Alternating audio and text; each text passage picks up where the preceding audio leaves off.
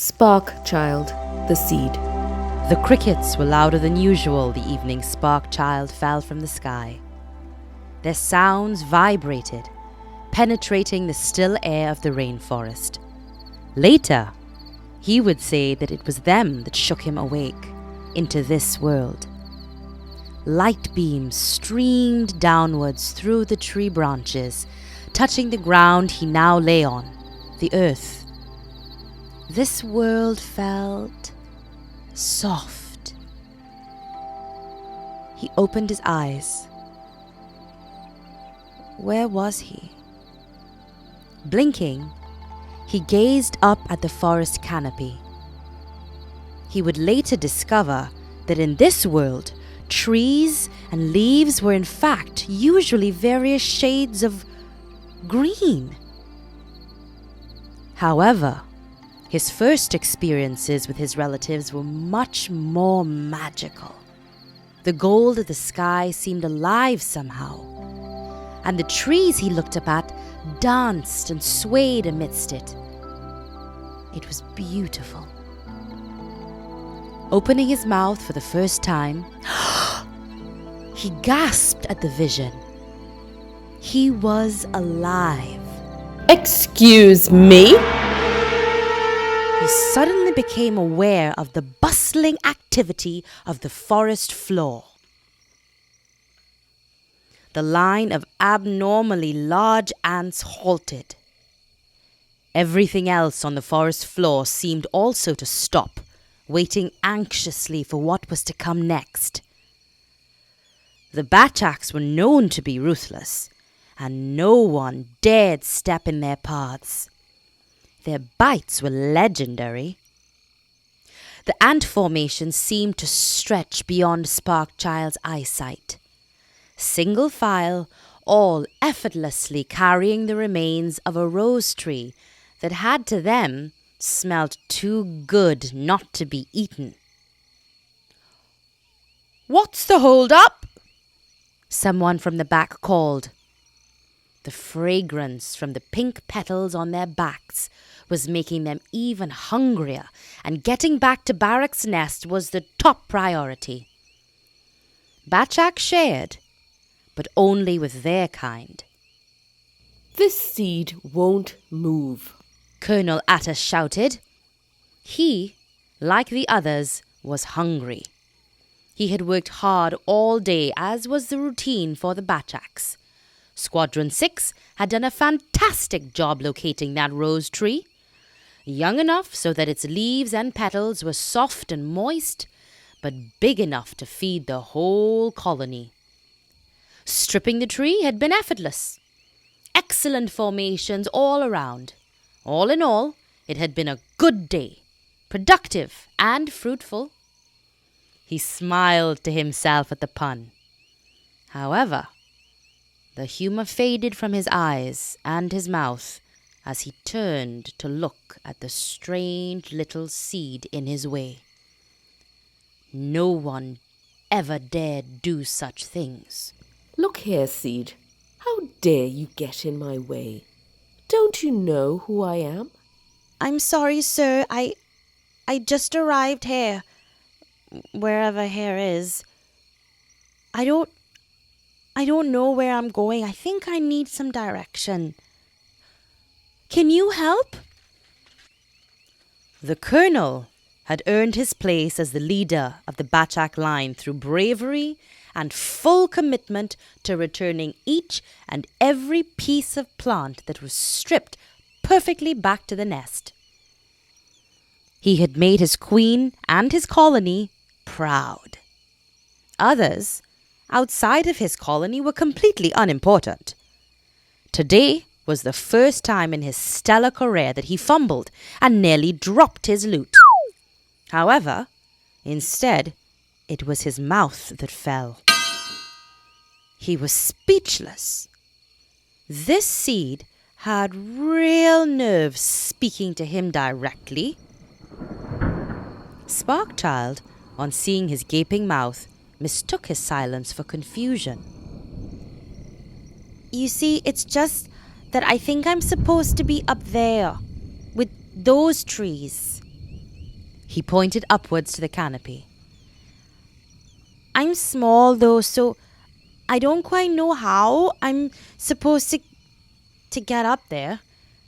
I don't know who and where I am at all. He looked upwards, back to the beautiful sky that had welcomed him into this world. But it had changed. No longer gold, the sky looked back at him with dark, grey clouds. Colonel Atta also looked up and noted the darkening sky. He sniffed. Rain.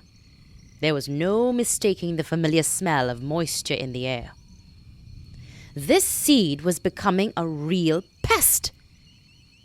He had disrupted their schedule, and now the threat of rain could potentially wash away their spoils of the day. His spotless reputation was at stake. The rest of the Bachak line eagerly looked on. Yes, he would need to embarrass this seed to make an example of him, to both the surveying line and the entire forest. News travelled fast here. They would all understand that no one messed with him. He had to squash this seed. Fully aware of his audience, Colonel Atta began. I can tell you're a seed, but my goodness, I've never seen anything like you. Yellow and brown, you're hideous. Not even a trace of green. All seeds must have a little green, or they will never grow to be a tree. Of course, Atta knew it was a lie. He had just made it up in the moment. But Sparkchild's evident shock and confusion bolstered Atta's confidence in his deception. You don't even belong in this forest. Looking back at his following, he continued. In fact, I'll do you and everyone here else a favor. I'll squash you into the ground, so deep you'll never want to come out again, let alone be a tree. Ha! Maybe you'll turn green then.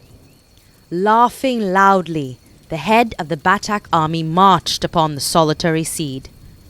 Stepping onto Sparkchild, he pushed his little body into the earth that had once felt so welcoming.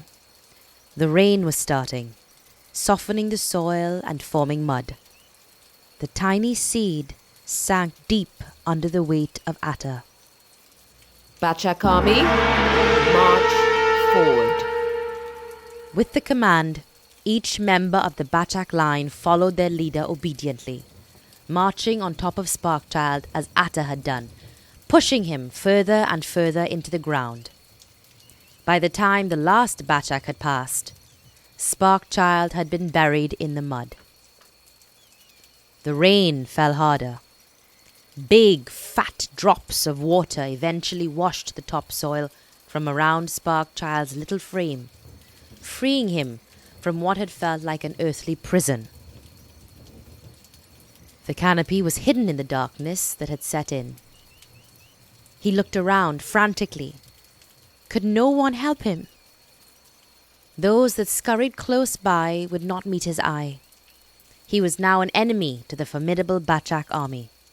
Their strength was unsurpassed in the rainforest, and, like all who had crossed their path, he too had been squashed. For the first time in the little seed's short life, a pain developed deep in his chest and radiated throughout his entire body. He was sad and alone. The rain hit his small face. This world felt so hard. He wanted someone to talk to, someone to be kind to him, someone who understood.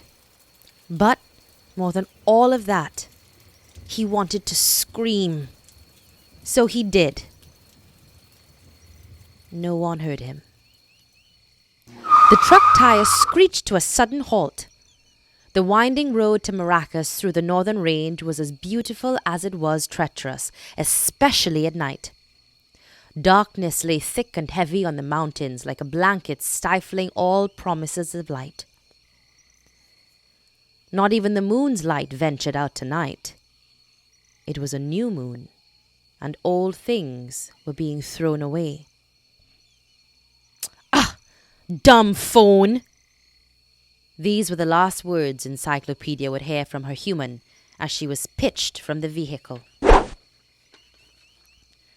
The strange smell of burning tire rubber filled the still forest air. The other animals and insects scurried off to their nearest hiding places. Sparkchild froze mid-scream. The throttling ball of fluorescent light was transfixing. He had never seen anything like it. His eyes widened as he noted the speed at which it seemed to be coming in his direction. Ah! Sparkchild did not feel the collision. He just saw her face, and she was so bright. Then there was nothing but darkness.